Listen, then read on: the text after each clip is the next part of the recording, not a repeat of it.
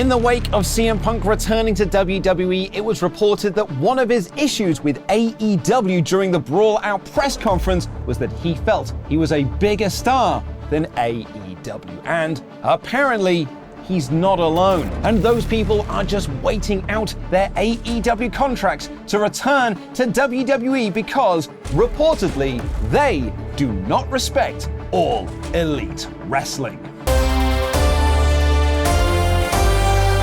Support WrestleTalk!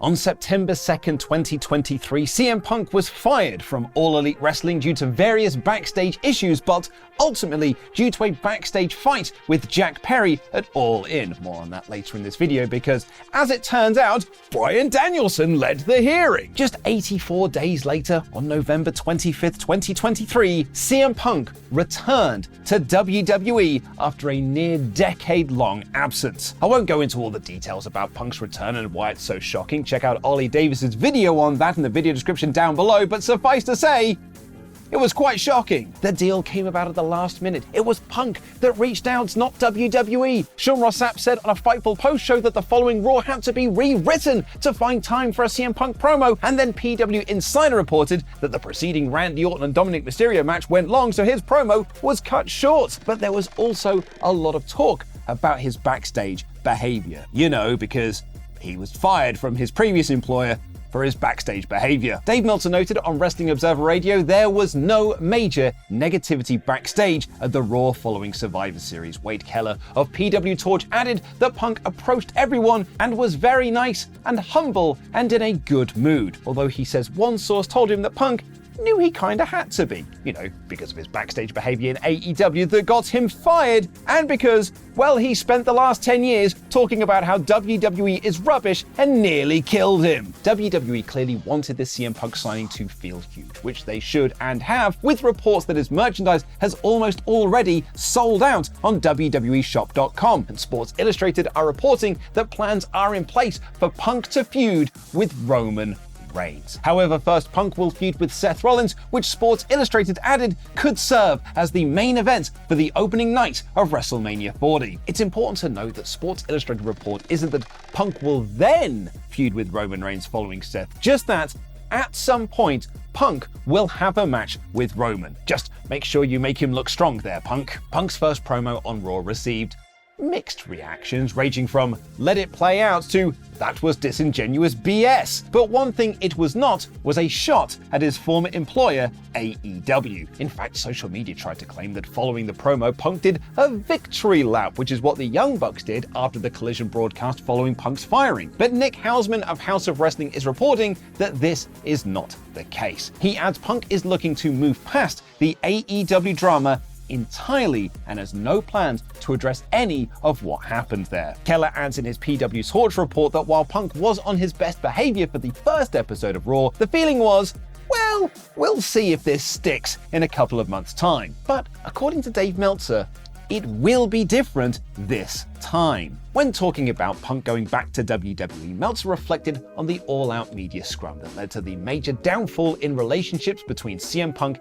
AEW, and a lot of the company's top talent like Kenny Omega, the Young Bucks, Jon Moxley, and Hangman Page. Meltzer said at the time, but reiterated upon Punk's WWE return, "My take on it was, he does not respect AEW. He added that Punk felt in AEW he was a bigger star than everyone. And on the difference between AEW Punk and WWE Punk, he says he's going to have respect for people who made it in WWE. And apparently it's not just Punk, as a lot of ex-WWE guys are like that. Personally, I've never understood the ex-WWE guy argument. When WCW closed its doors and WWF signed a bunch of WCW guys to WWF contracts, they were still seen as ex-WCW guys, and they were made to wear t-shirts with WCW written on them. Some WWF guys didn't want to lose to the ex-WCW guys because they weren't WWF guys, and they are WWF guys, so they've made it in the WWF. But those WCW guys were then WWF guys. They'd been signed to WWF contracts. They're your guys now. If you push the ex-WWE argument to silly conclusions, you would say that the current World Heavyweight Champion of WWE is just an ex-ROH guy. War Games was full of them. Cody, ex-AEW guy. Sammy, ex-ROH guy, although he is a different person to El Generico. Finn Balor, ex-New Japan guy. Damian Priest, ex-Ring of Honor guy. JD McDonough, ex-Progress guy. Drew McIntyre, ex-WCPW guy. You see how silly that all sounds? That's 60% of the match. If Kurt Angle ever debuted in AEW, he'd be labeled as an ex-WWE guy despite spending more years in TNA than he did in WWE. But to get a more pro-wrestler take on this, I asked ex-WWE guy Claudio Castagnoli what he thought. Before AEW, right, like if you wanted to make it, so to speak, or like work on a more consistent basis or just all the time, like that was the goal, WWE or maybe New Japan if you want to do the tours and stuff. So before AEW, if you wanted to do this full time as a viable job, you can do indies towards the end, or you became a WWE guy. But that doesn't mean that kind of like that's where you like learned your business and everything, and that's a good thing. I mean, I had over 1,000 matches in WWE. I had over 200 matches most of my years there, which means I got to learn. I got to be in the ring with people who are better than me. I got to learn from the greats. I would not want to give that time back for anything. That's where I cut my teeth. So to me, if you want to look at it in football, if you go through, I don't know, Manchester Academy and then you start playing for Fulham, you're going to be the ex-Manchester guy, like, you know what I mean? It's like it's kind of like, no, like you're going to go to the new team and then like that's who you are. You're not just going to be like, oh, why is this ex-Barcelona player on my team? It's just like no, that's what you do to get better. That's where you go. Yeah. Like, you can watch that full interview using the link in the video description down below, where myself and Claudio talk about All In, a Kings of Wrestling reunion, the Continental Classic, and his thoughts on CM Punk going to WWE and talent jumping back and forth between companies. Back to that Meltzer quote. He said on Wrestling Observer Radio, a lot of ex-WWE guys are like that, and those are the guys who've been very negative in AEW. He adds that these ex-AEW guys are just waiting to go back to WWE. And I don't think you need to be Columbo to figure out who some of those guys are. Right, okay, so a little bit of housekeeping. Should be noted that much of what I'm going to talk about is roughly speculation. It's putting 2 and 2 together and likely getting 4, but could also be getting 5. But the speculation is based on reports from the last year or so, which I will reference as we go, and all the links for those are in the video description. So yeah, the first person who comes to mind is Andrade El Idolo, following the reports last year of a backstage fight with Sammy Guevara, which led to El Idolo getting suspended from AEW. The issues between Guevara and El Idolo had been made public in interviews by both men, but the fight was said to be very one-sided and like an RKO from out of nowhere, and Guevara did not fight back. Dave Meltzer said of the fight that Andrade is trying to get fired, even though he'd been told by his contemporaries that getting into a real fight backstage would not terminate his contract. See CM Punk and the Elite. Andrade had also been publicly unhappy about his booking in AEW, which really came to the forefront when Triple H took over WWE Creative. You're going to notice a pattern here, and was bizarrely booked in a match with Preston Vance where his AEW contract was on the line. This match was cancelled when he was suspended. Andrade would return to be part of CM Punk's Collision roster. You'll also notice a pattern with that too. When Triple H took over the creative side of WWE, there was a report that came out that claimed WWE attempted to do some of the old contract tampering, calling guys in AEW who used to work with WWE just to see if they could, get out of their contracts and come to work in my brand new utopia where my NXT children will get to fulfill their creative dreams. Swerve Strickland was one of those guys, with Triple H wanting him back for the Hit Row reunion that, well, never actually really took off. Fightful Select reported this news and added that Strickland instead passed on WWE to his legal team because he wanted to stay in AEW. William Regal, on the other hand, got out of his AEW contract and went back to WWE. Remember when CM Punk blew off William Regal when he came into AEW and called him a WWE stooge?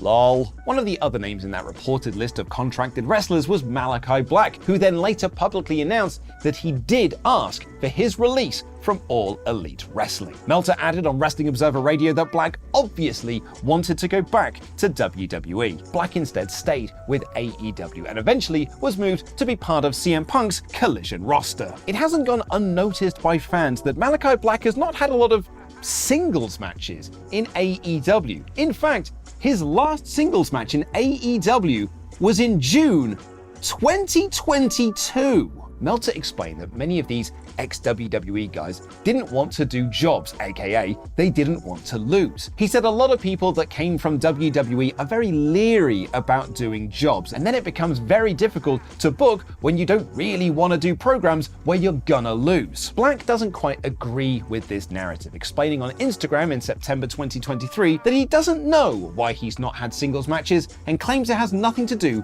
with his injuries. But one person who has been painted with the doesn't want to do jobs brush is Miro. In 2022, Miro had 4 matches. 4.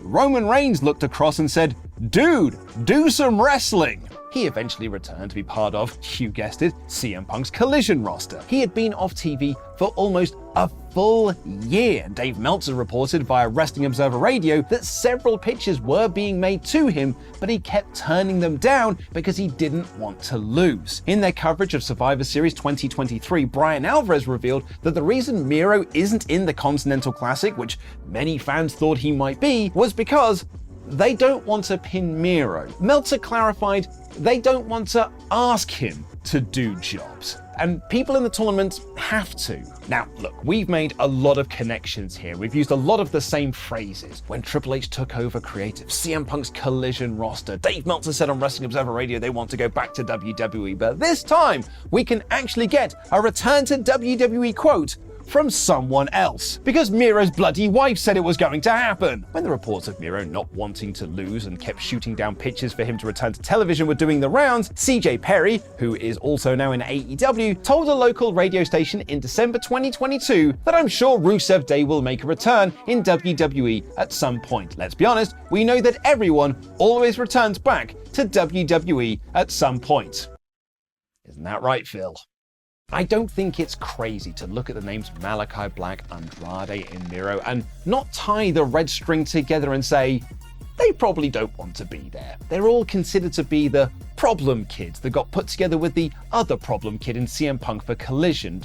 Optics count for a lot. Meltzer says that while Swerve Strickland and Keith Lee turned down the contract tampering calls, a lot of guys wanted to leave. The guys who signed there, if they're guys who really want to be in WWE but just got fired and everything and can't wait to get hired back, I don't know that those guys have been that beneficial. And Meltzer is sort of right, but not all ex-WWE guys have this mindset. We already saw earlier in this video the clip of Claudio Castagnoli telling me about his thoughts on the ex-WWE guy mindset, and Meltzer noted, when talking about ex-WWE guys not wanting to do jobs and lose, that Bryan Danielson is an exception to that rule, who has gone out of his way to put over AEW guys like Daniel Garcia and MJF. He will likely also be taking a few losses in the Continental Classic. And their Blackpool Combat Club running mate Jon Moxley doesn't have this mindset either, and seemingly didn't want to say anything about CM Punk's return to WWE when asked by comicbook.com because,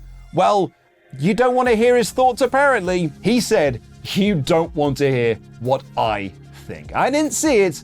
You do not want to know what I think." Fightful Select report that Bryan Danielson was actually part of the disciplinary committee that ultimately decided to terminate Punk's AEW contract. Sean Ross Sapp writes, when asking sources on the AEW roster about his inclusion, one called him an appropriate moral compass who exemplifies objectivity and said that he effectively headed up and was the face of the disciplinary committee. Fightful Select added that Danielson addressed the AEW locker room after Punk's firing and cited the positives that CM Punk brought and his long-standing friendship with Punk, and said that it was a decision that had to be made. Danielson himself tweeted on November 28th, just days after Punk's return to WWE, "My dad always told me The right thing is often the hardest thing to do. It won't make the most money, it won't always be the most popular, but it's still the right thing. Sean Ross Sapp added on Twitter that he was told Danielson told the AEW locker room this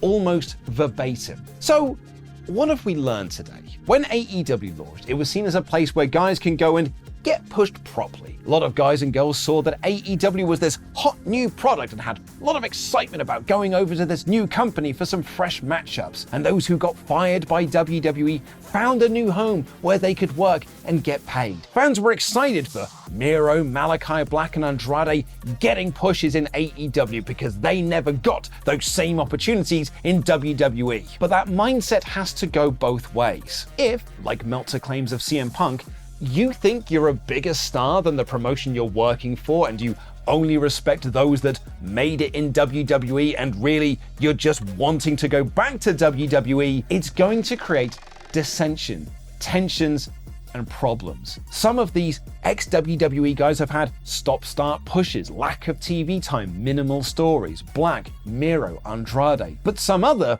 ex-WWE guys have become major players on AEW television. Swerve, Moxley, Danielson, Adam Cole, Claudio Castagnoli. And to go back to that ex-WWE guy argument, maybe it's less of an ex-AEW guy mindset and more of a I'm a bigger star mindset. And likely we won't see the same AEW dramas from CM Punk in WWE because he respects those that work there and won't have the I'm a bigger star mentality because, as we've always been told time and time again, no one is bigger than WWE, and everyone goes back. Meltzer noted when talking about Miro not wanting to do jobs, if I'm Tony Khan at this point, given everything that's happened and the wife of one of the wrestlers goes and say, essentially everyone goes back to WWE, it's kind of like, why waste my time pushing this guy? I've got 100 guys on the roster who want to be here, and now you've got these guys who want to be in WWE. So, at the end of this video, ask yourself the question, what would you do in Tony Khan's situation? And while you're asking yourself that question, why not click the video on screen right now to watch Ollie Davis's deep dive into the history of CM Punk in WWE and why he might have sold out by going back.